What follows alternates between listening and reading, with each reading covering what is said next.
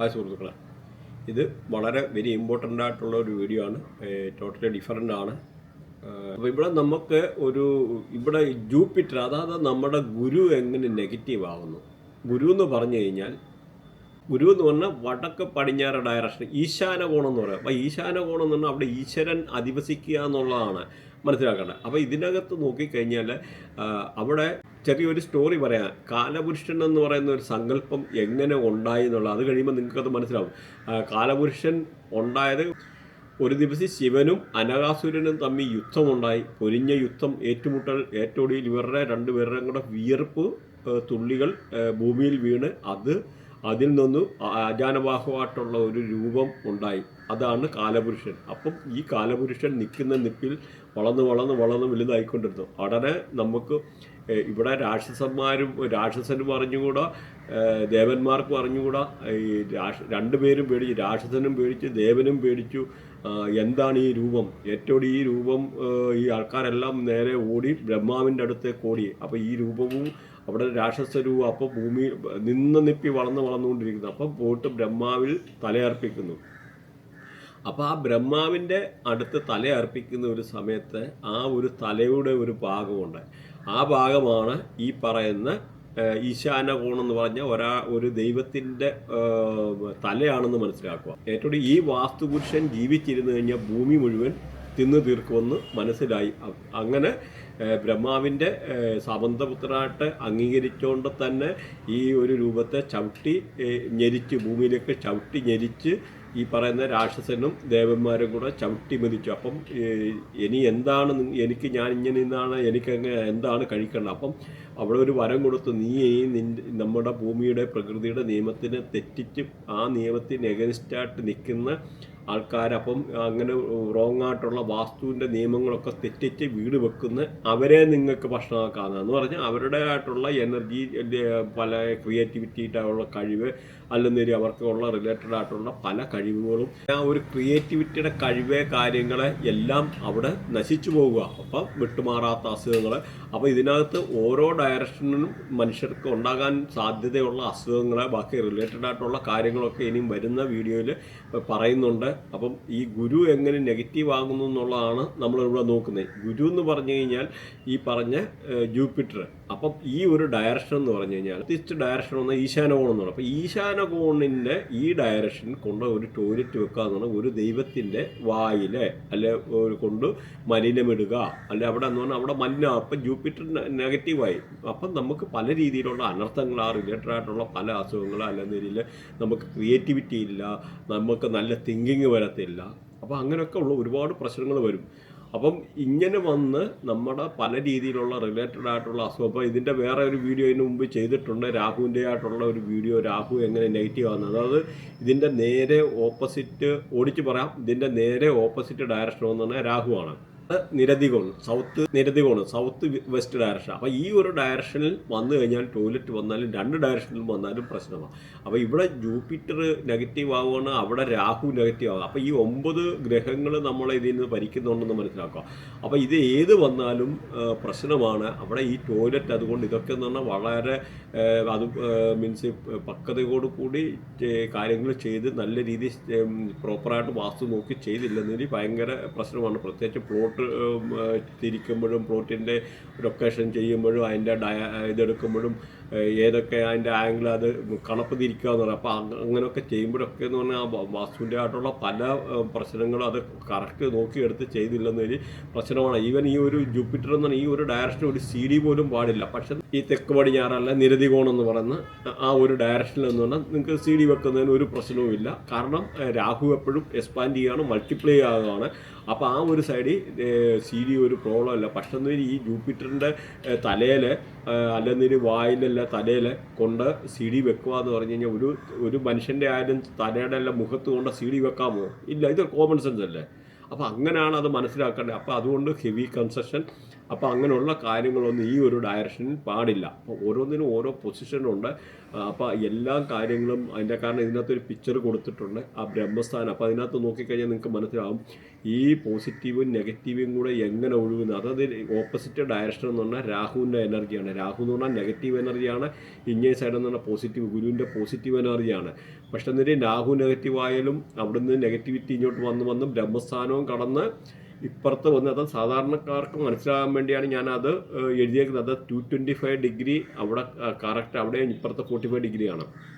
അപ്പോൾ ഈ ഒരു ഡിഗ്രി അലൈൻമെൻറ്റ് വെച്ച് തന്നെ അവിടെ ടോയ്ലറ്റ് ഒരു കാരണവശാലും വരാൻ പാടില്ല. ഓരോ ഡയറക്ഷനും അതിൻ്റെ പവിത്രതയുണ്ട്.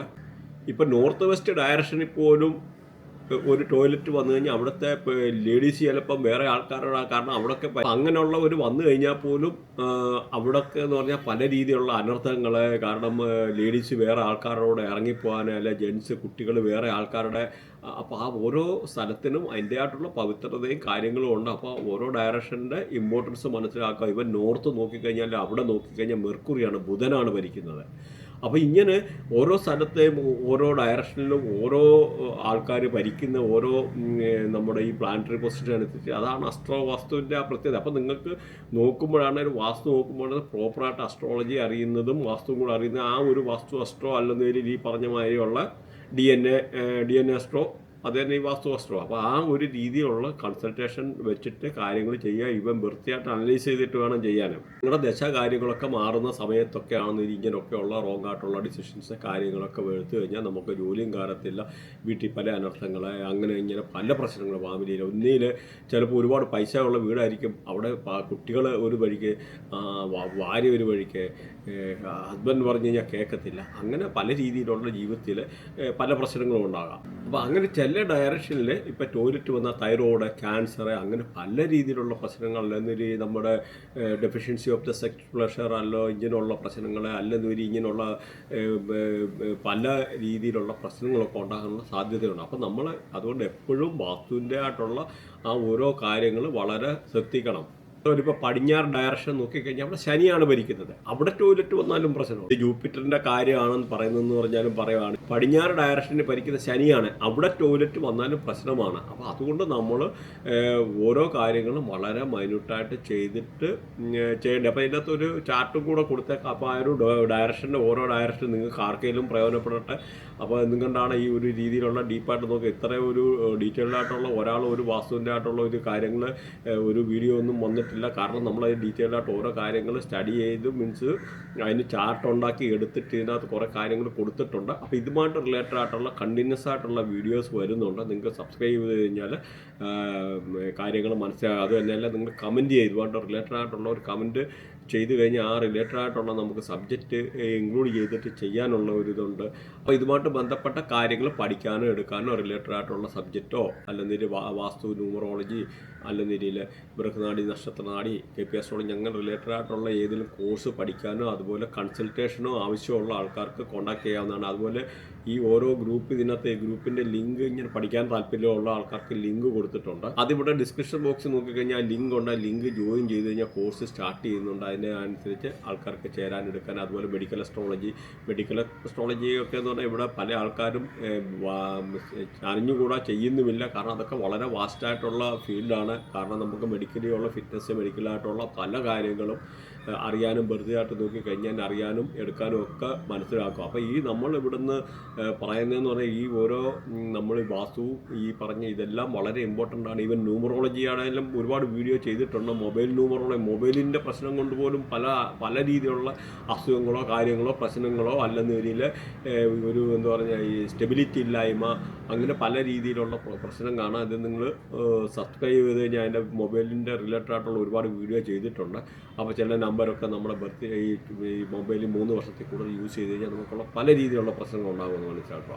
അപ്പം ഈ ഇങ്ങനെയൊക്കെ ഉള്ള സയൻറ്റിഫിക്കലായിട്ടുള്ള പ്രൂവനായിട്ടുള്ള ഒരുപാട് കാര്യമുണ്ട്. നിങ്ങളതിൻ്റെ ഡൗട്ടുണ്ടെന്ന് നോക്കി ഇത്രയൊന്നും ഓർക്കുക.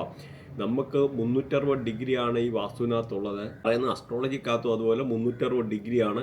അതുപോലെ ഈ 360 ഡിഗ്രി 108 പാദങ്ങളാണ് ഉള്ളത് അസ്ട്രോളജിയിൽ.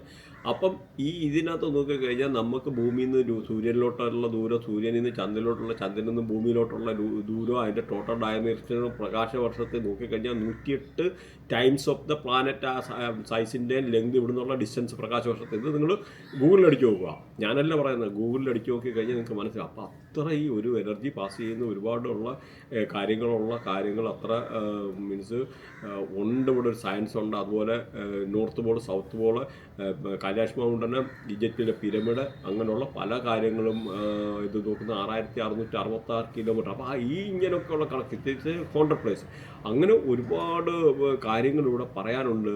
അതേപോലെ ബർമുഡ ട്രയാങ്കിൾ.